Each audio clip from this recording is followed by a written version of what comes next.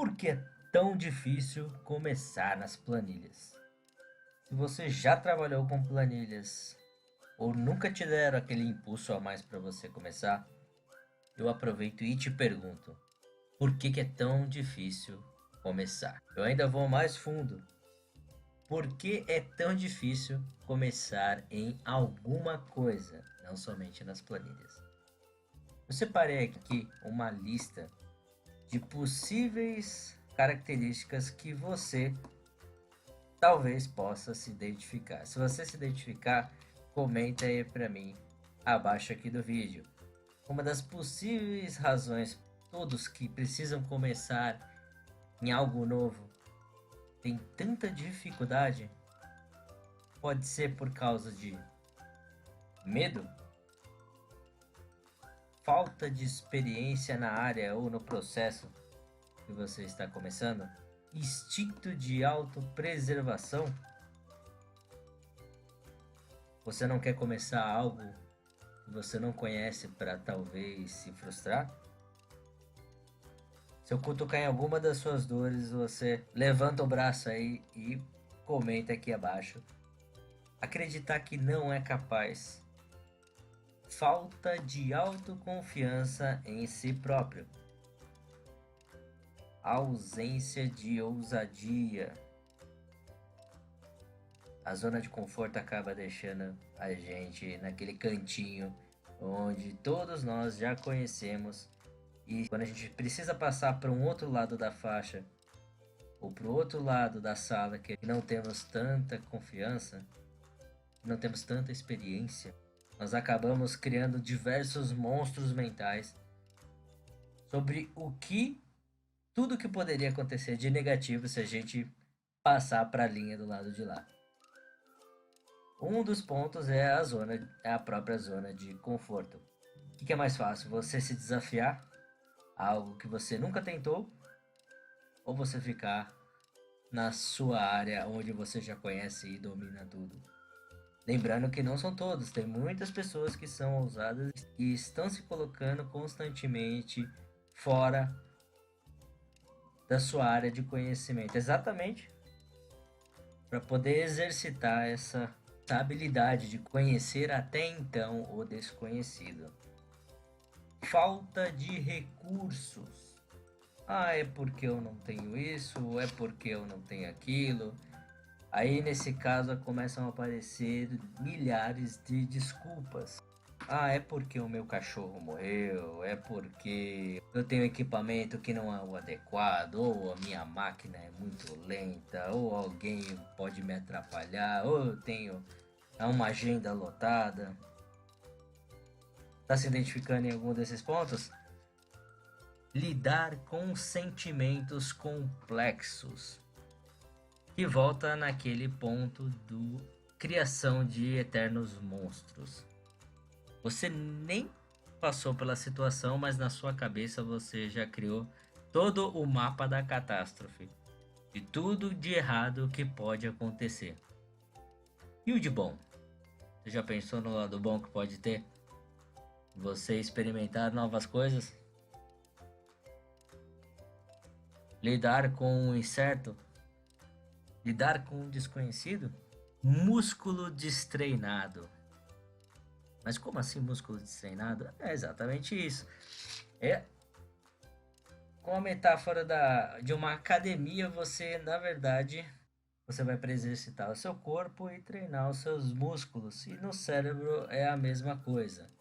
Quando você está acostumado a fugir do seu problema ou ficar isolado na área que você se sente mais agradável, você tira a oportunidade de você mesmo de conhecer algo diferente e talvez possa ser muito mais agradável para você do que o que você faz hoje. Só que os seus monstros podem te pregar peças. Medo do julgamento é o medo de você realizar atividades ou funções que você não conhece e de ser julgado pelos outros. Só que o fato é que você vai ser julgado de qualquer maneira, sendo bom naquilo que você faz ou sendo ruim. E fato é que você só vai ficar bom se você passar pela experiência do começar por algum lugar. Tudo que você é bom hoje, você teve que começar do zero de alguma forma. Só que a nossa memória é fraca, a gente acaba esquecendo que não começamos sabendo tudo daquilo que fazemos hoje. Muito bem, e temos já um certo grau de habilidade alcançado. É o medo de falhar?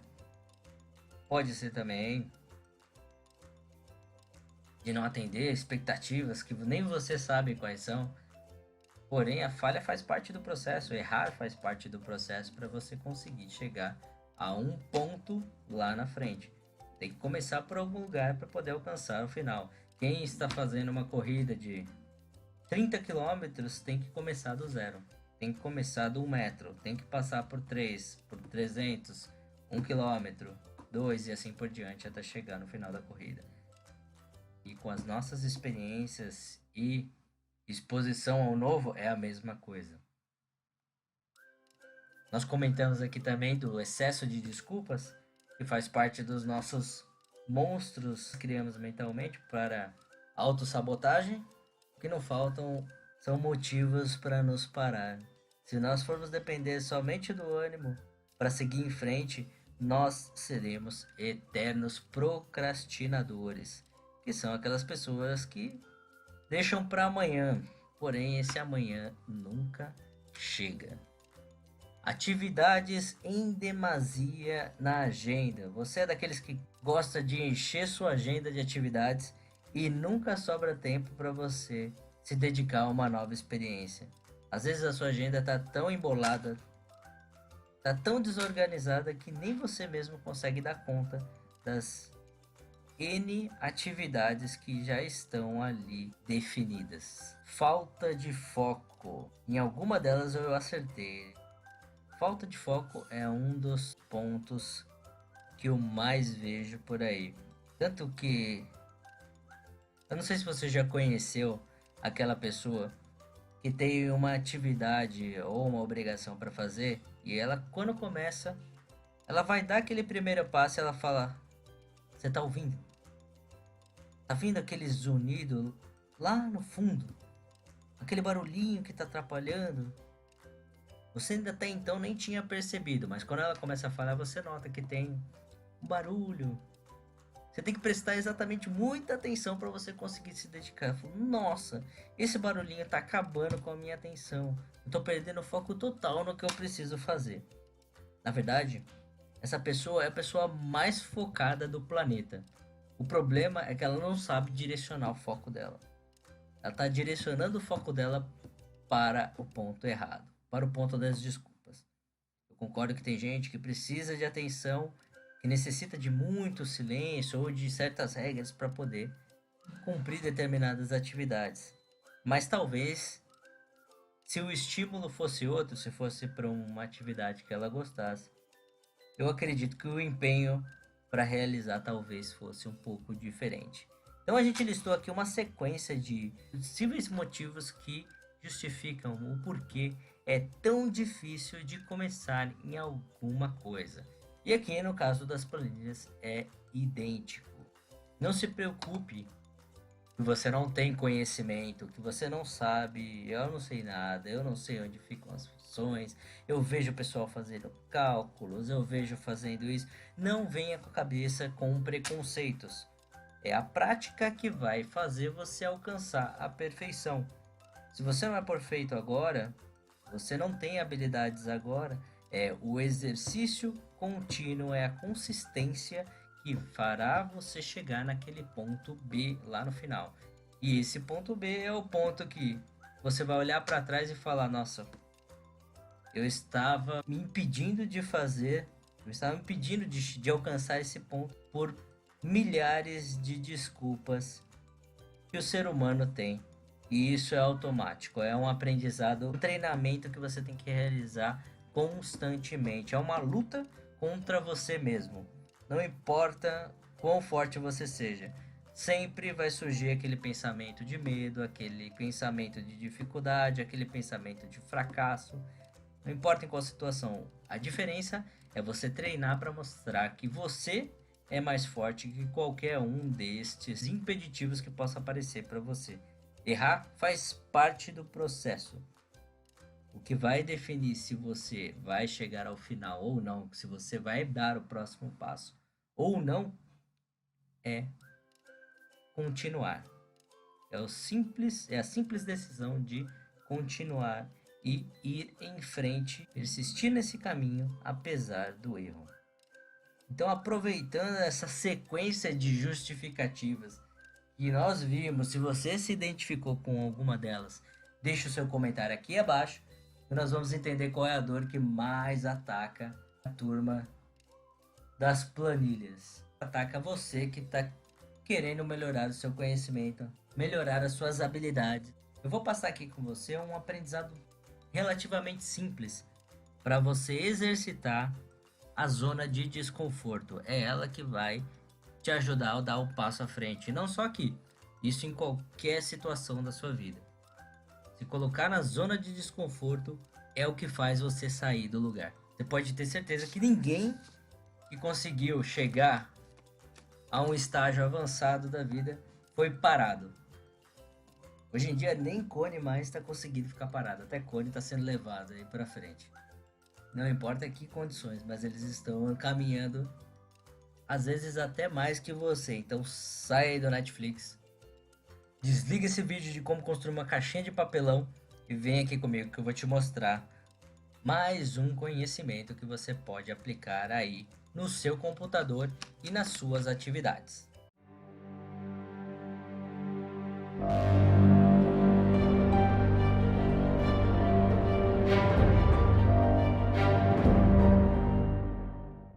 Pois bem, então vamos lá. Eu tenho aqui uma tabela fictícia com alguns dados aleatórios de alguns colaboradores, aonde no final do mês eu tenho um salário total, um valor total que foi calculado baseado nas informações desta tabela.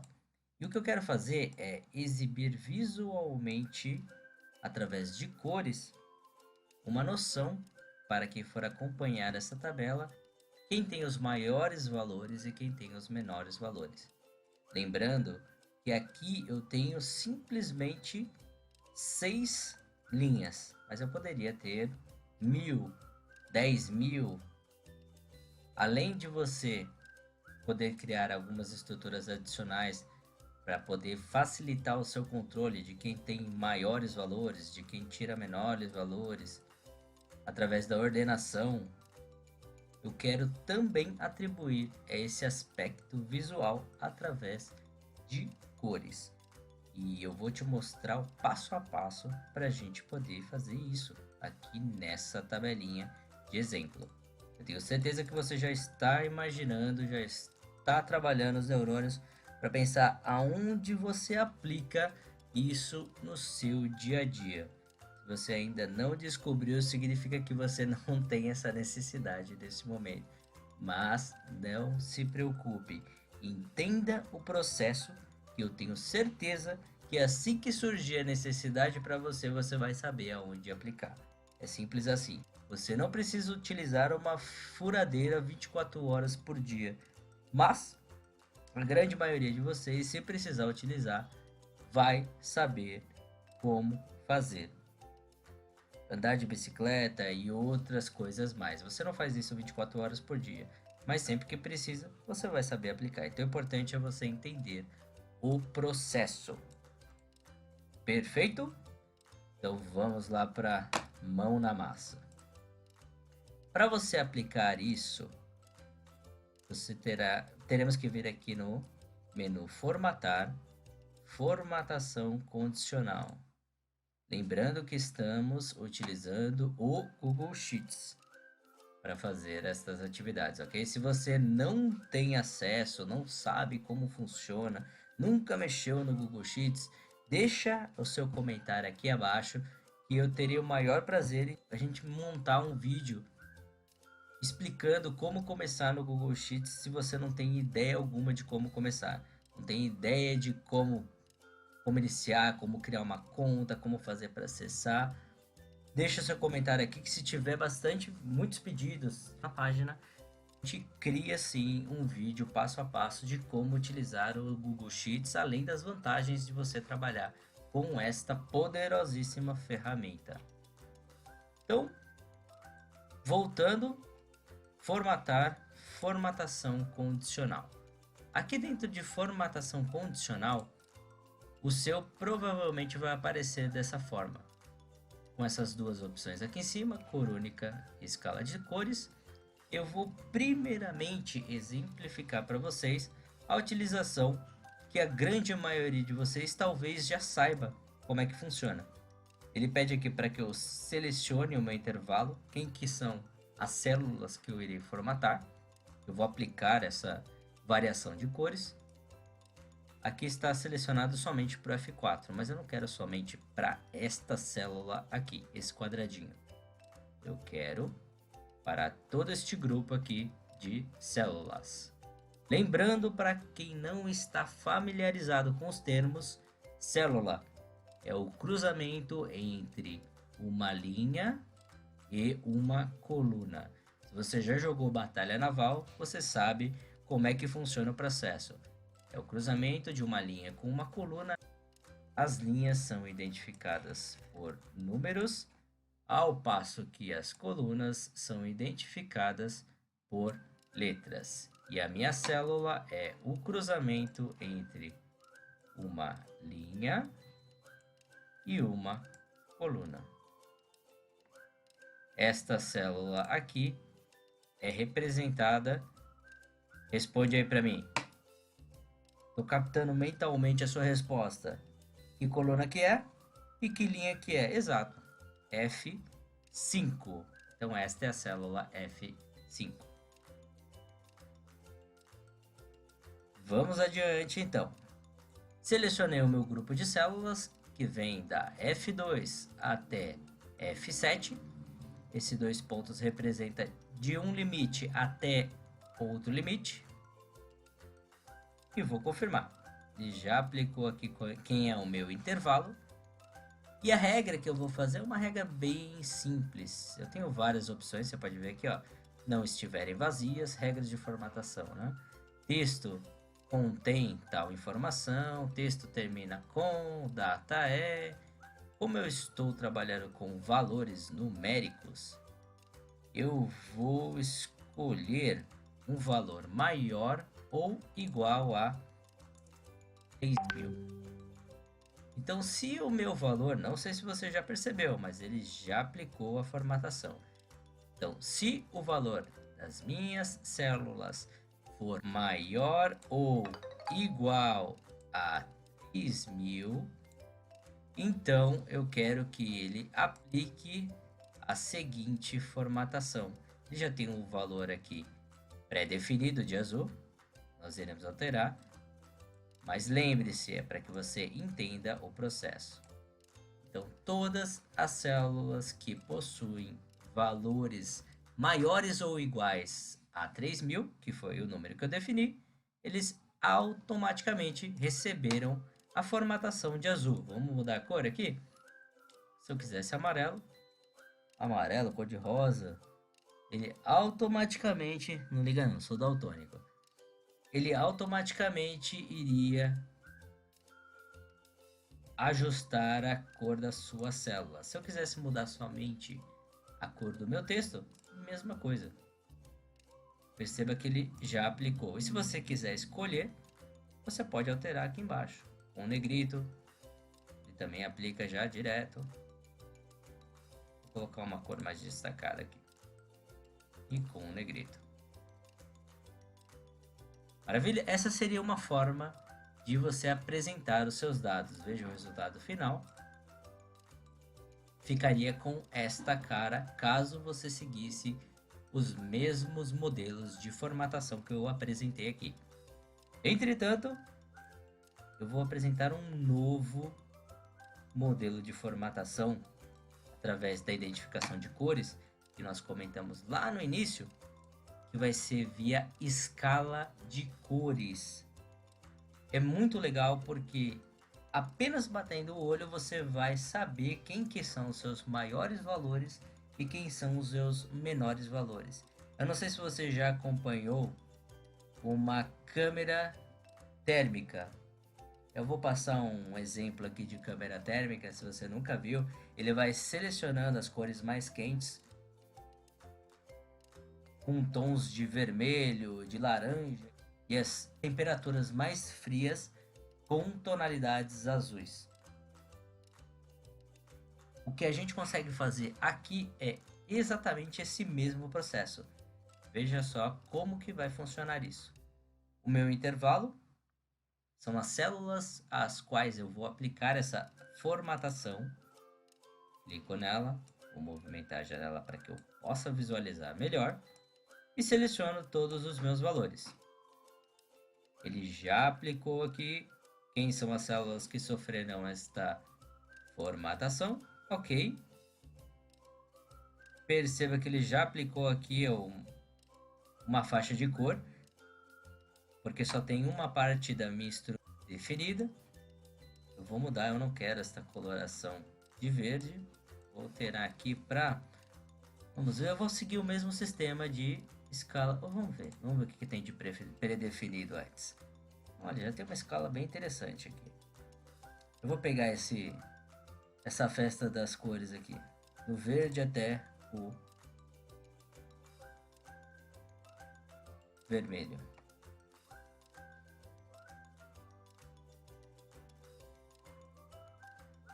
E ao escolher essa definição de cores, você pode perceber que ele colocou o valor mínimo em verde e o valor máximo da minha escala. Aqui eu só tenho 1, 2, 3, 4, 5, 6 linhas, mas se eu tivesse 1000, a aplicação seria a mesma. Eu vou demonstrar para vocês com um pouquinho mais de linhas para você perceber. Então vou confirmar. Eu vou concluir.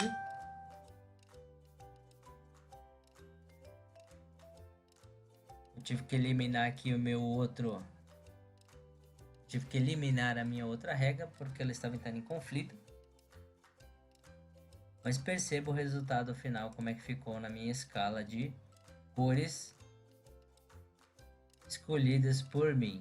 O meu valor maior, ele possui a tonalidade de vermelho, e os meus valores inferiores estão com verde, e a escala intermediária está com um amarelo, um laranja. Mas dentro dessa escala, a que eu mais gosto mesmo, para você fazer uma alteração, é só você chegar e voltar em formatar, formatação condicional. Ele já vai ter a regra que você aplicou. Você dá um clique nessa regra. E se for o desejo de alterar a definição, que é o meu caso, eu quero somente coloração com tonalidades de vermelho. E ao invés de deixar branco, minha última, você também pode alterar. Esse é um valor pré-definido, é uma estrutura já preparada, mas você também pode fazer as modificações se assim quiser. Então eu vou alterar aqui para um quase rosa. Pode perceber que não ficou nenhuma célula em branco. Então ele vai desde o meu vermelho clarinho até o meu vermelho mais intenso. E o resultado você observa aqui na sua tabela.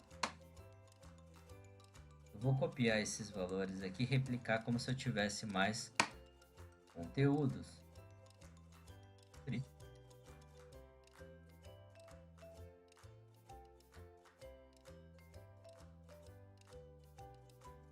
Não importam os valores. Vou reduzir aqui um pouco.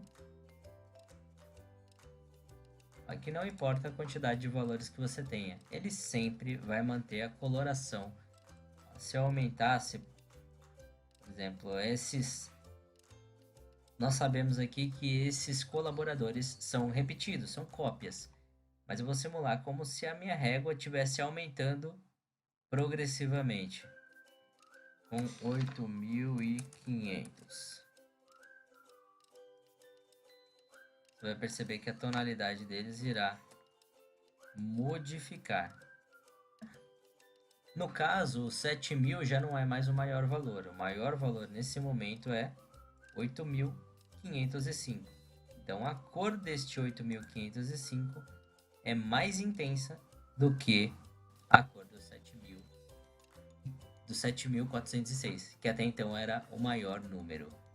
Então, ele ajusta isso automaticamente. Ele pega a sua extensão de valores, define quem é o valor menor, compara com o valor maior e faz então essa régua de quem está nos topos, quem está nas extremidades e quem fica nos valores intermediários.